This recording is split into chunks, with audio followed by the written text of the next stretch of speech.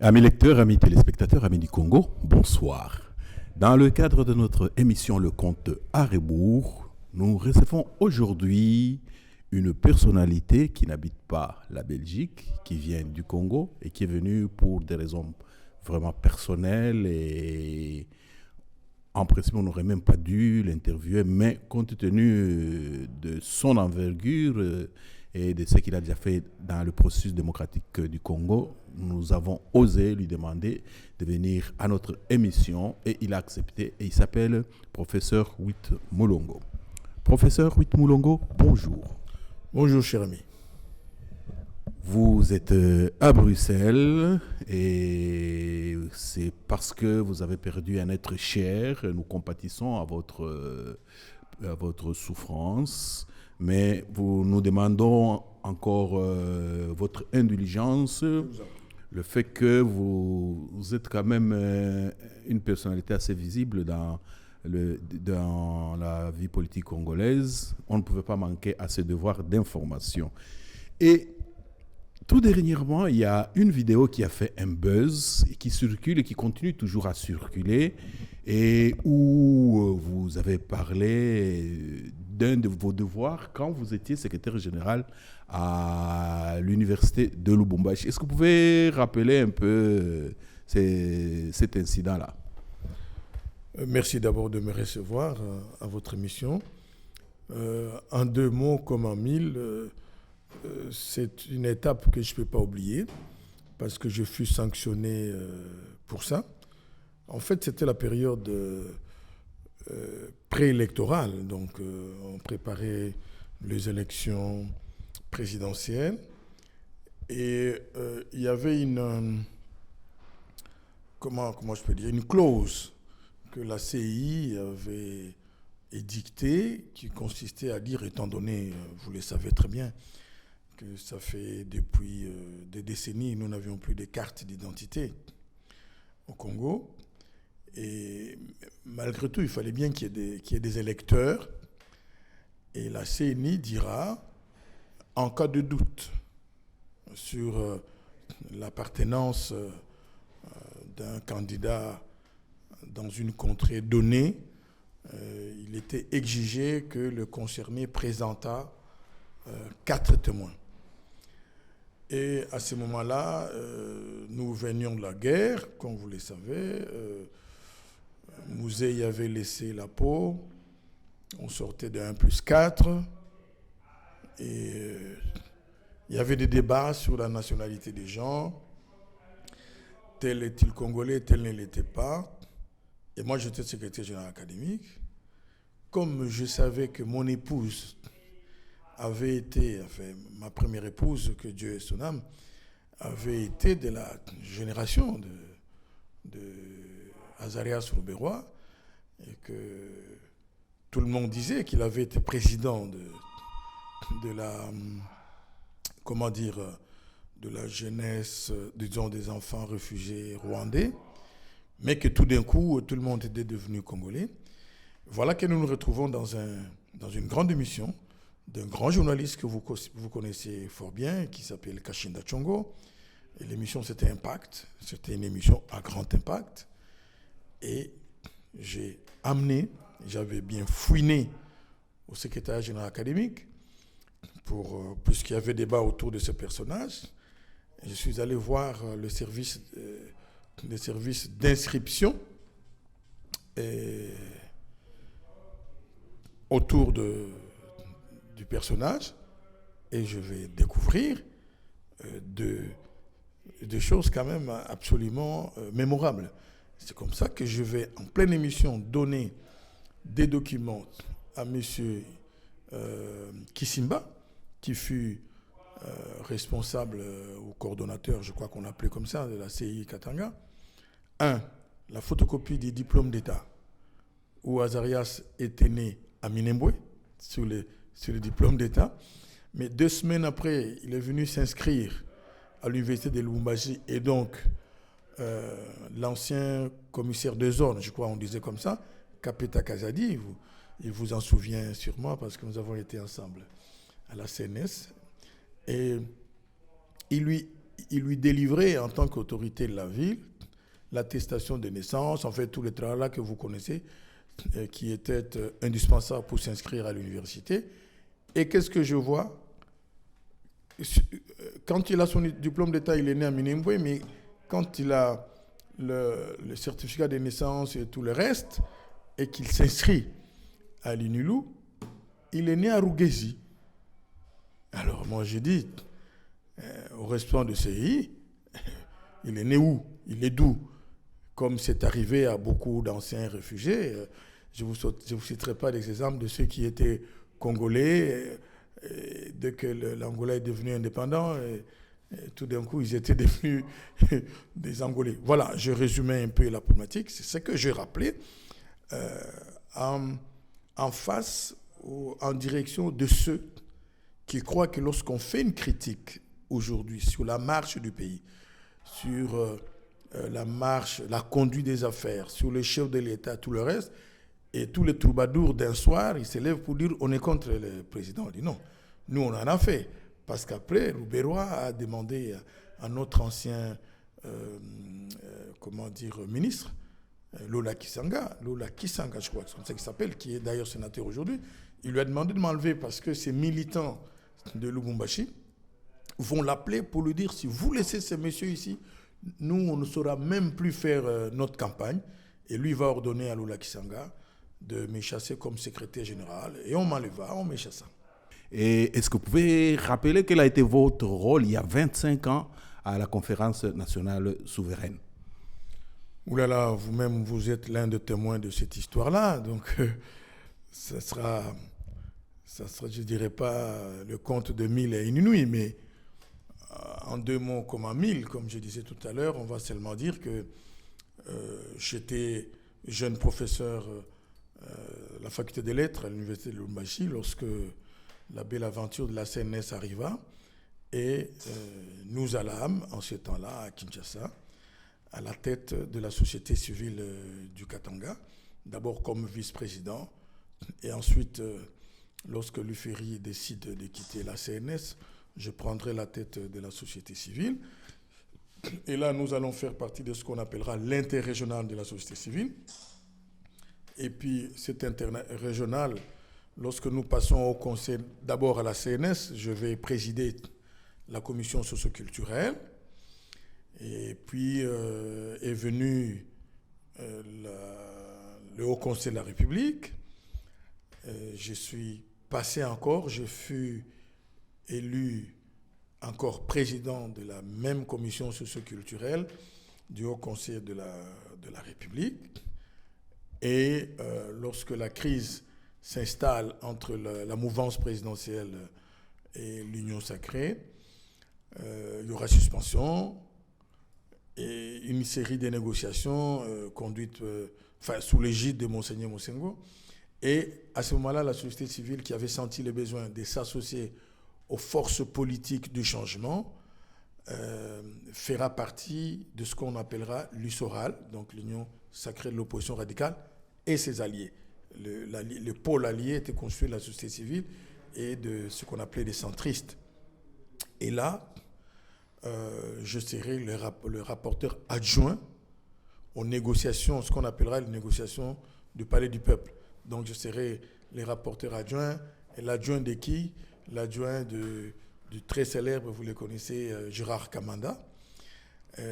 Donc je participerai en tant que rapporteur adjoint de l'ISORAL aux concertations du Palais du Peuple. Nous irons à Yonda sous la conduite de Monseigneur Mosengo. Et puis voilà, c'est très long.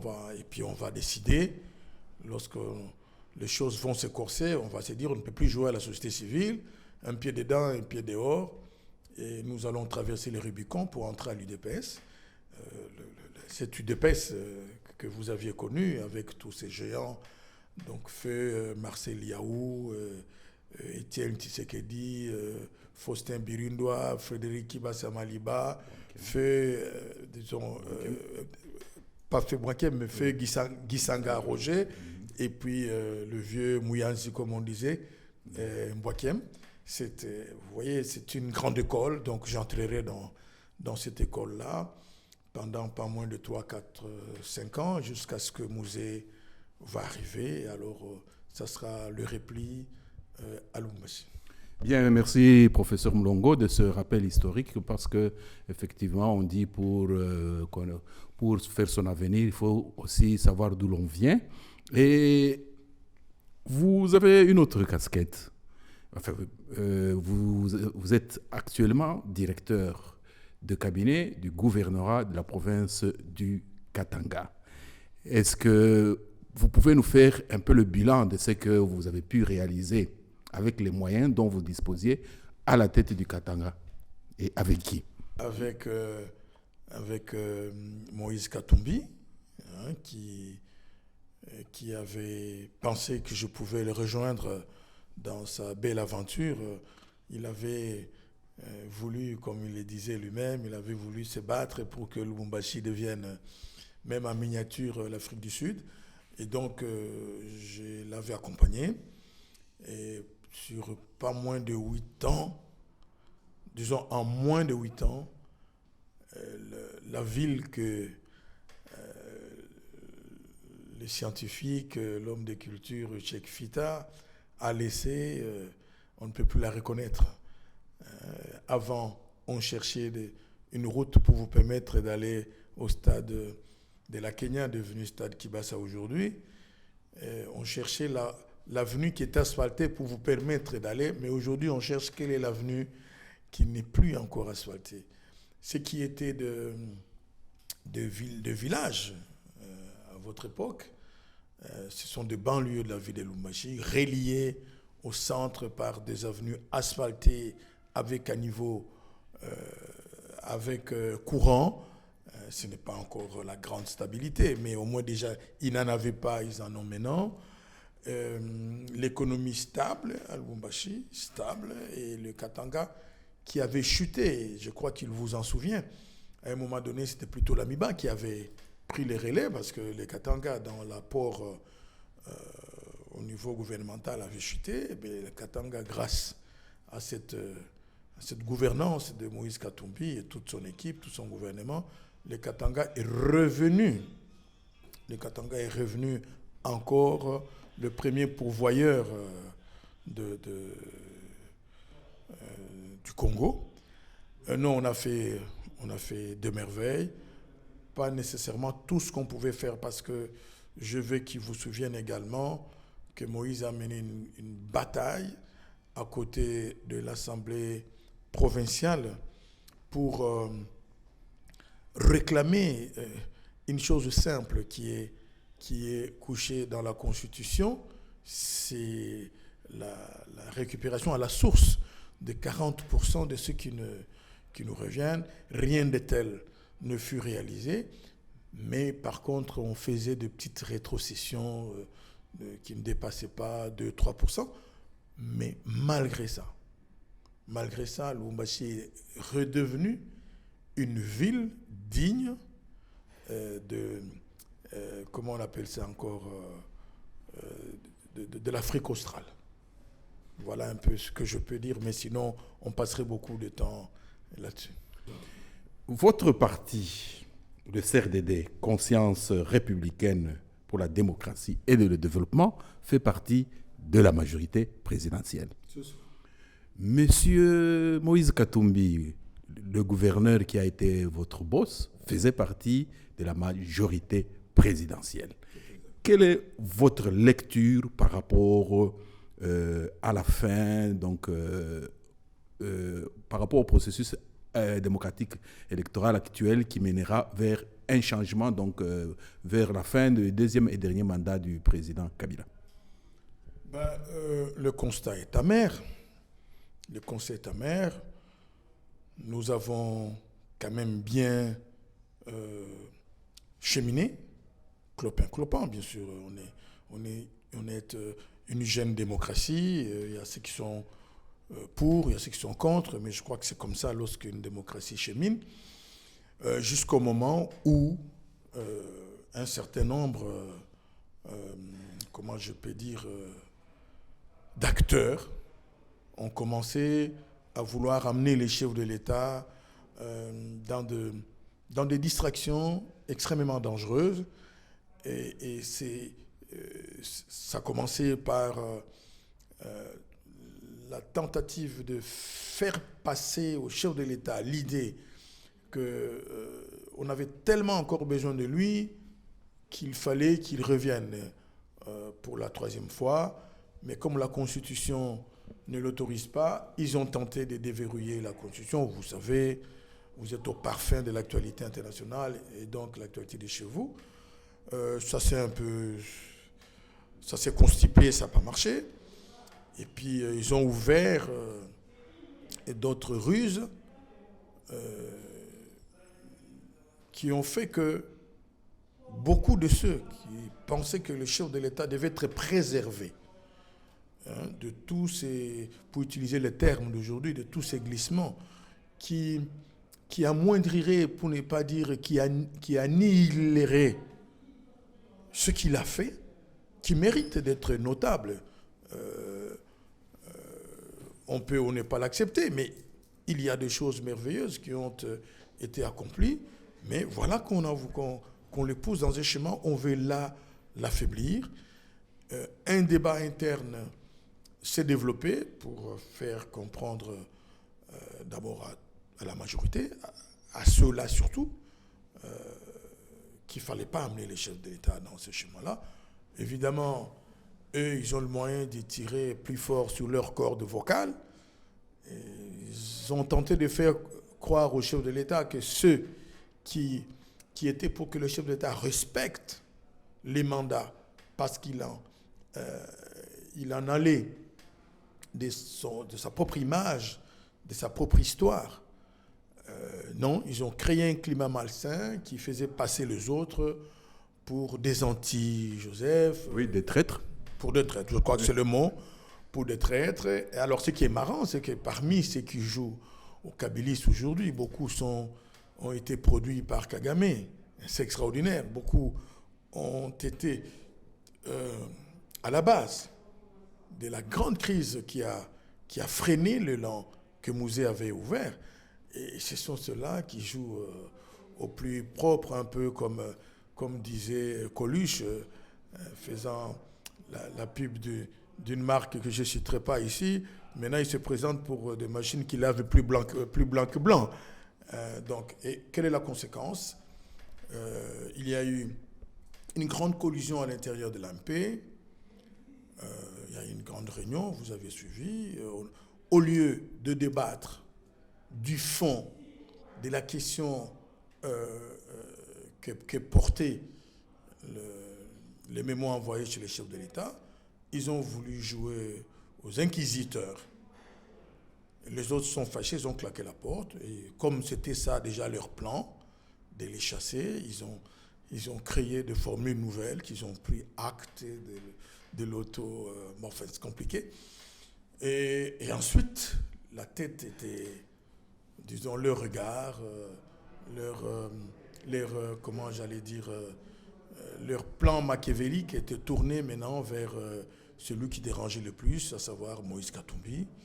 Comme je l'ai dit dans cette interview à laquelle vous faites allusion, je l'ai accompagné à Kamina, il n'y avait pas un seul drapeau de PPRD, il n'y avait aucun drapeau de parti de l'AMP. Il avait compris. Il n'est pas né de la dernière pluie, il a compris tout de suite qu'en fait, on n'en voulait plus. Alors il a pris acte, lui aussi, à son tour, du fait qu'on ne voulait plus de lui. Il a démissionné. Voilà, je crois que le climat n'est pas bon. Je crois que le schéma n'est pas bon. Je pense que on développe une série de stratagèmes qui risquent à coup sûr d'amener le pays dans des situations qui ressemblent à celles qu'on a connues dans d'autres pays, ou qu'on est en train de connaître dans d'autres pays. Ce sont des stratagèmes, à mon avis, qui vont affaiblir les derniers moments du président de la République. Et nous avons voulu dénoncer tout ça dans notre conseil politique qui avait abouti sur le point de presse auquel vous faites allusion. Bien, merci, professeur Moulongo. Et donc, autrement dit, et pour votre parti, et pour votre patron Moïse Katumbi, il n'est pas question de toucher à la Constitution. Ces 2 mandats, c'est fini. Quand Moïse est rentré d'un long traitement, il vous en souvient également, il a eu une déclaration tout à fait limpide. Il a dit « Nous devons accompagner les chefs de l'État à accomplir son mandat. » Son mandat. Pas de mandats qui ne sont pas prévus. Son mandat. Et à ce moment-là, personne n'a trouvé que c'était anormal. Si à la fin, on considère que ce n'est pas bon.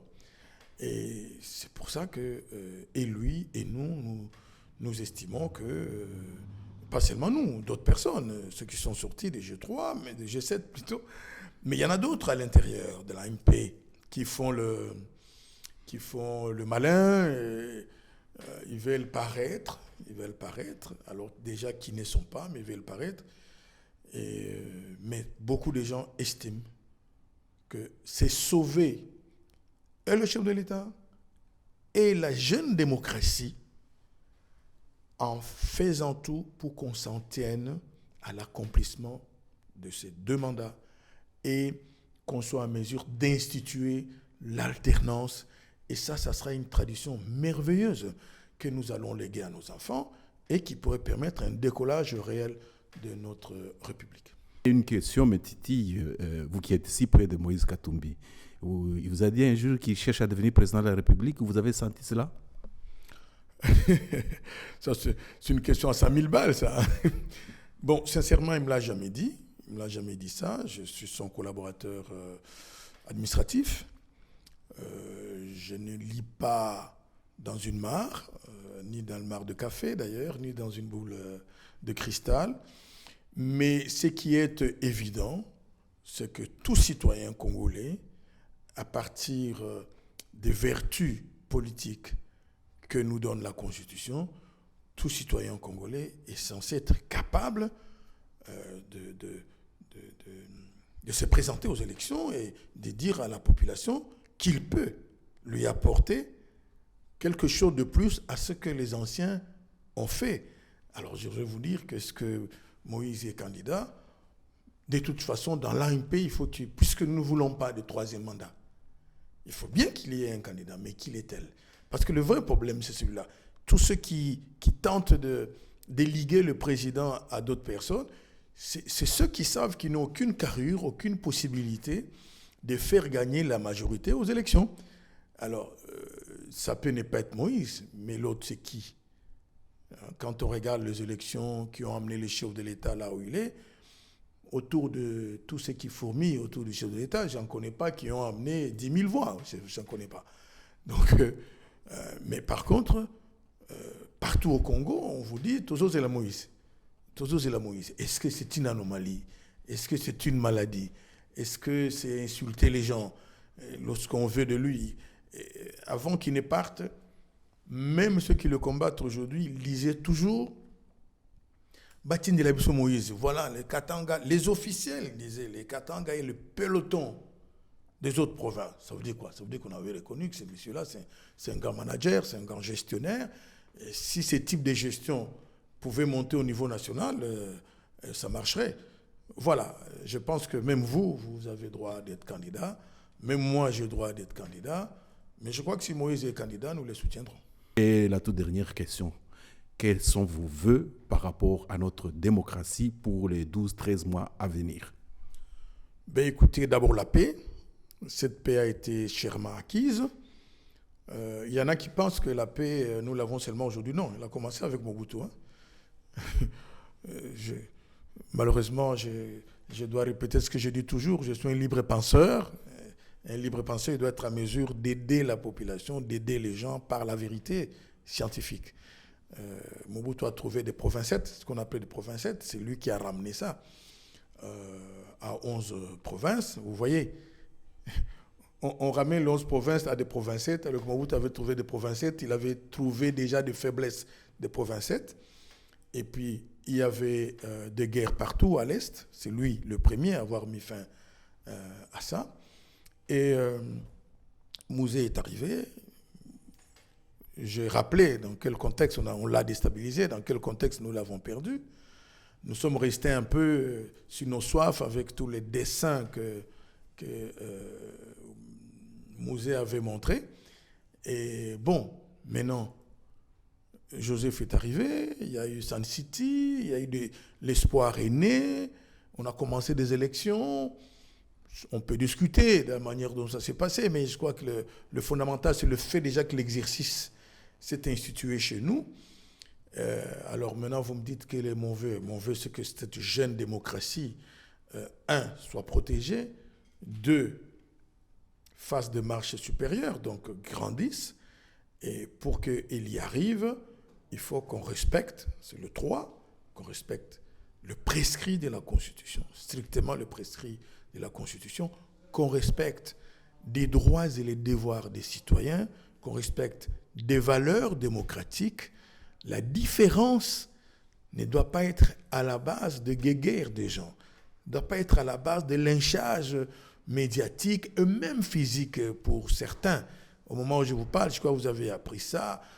Lutundu, là, on lui a arraché sa radio, sa télévision dans le fin fond tété là-bas. Donc, il ne faut pas que ça donne lieu à ça. Tout ce que nous avions vu chez vous, ici, ailleurs, en France, même en Afrique, il y a des pays africains qui nous respectaient ailleurs, mais qui ont pris les devants sur nous, qui ont institué la différence comme un élément de richesse. On discute, mais on ne se dispute pas.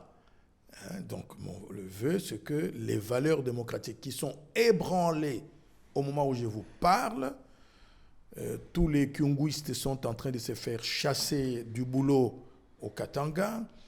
Tous les mwandistes, si on les dit comme ça, sont en train de se faire enlever. On a chassé des gens au marché qui présidaient le marché musée, on les a chassés.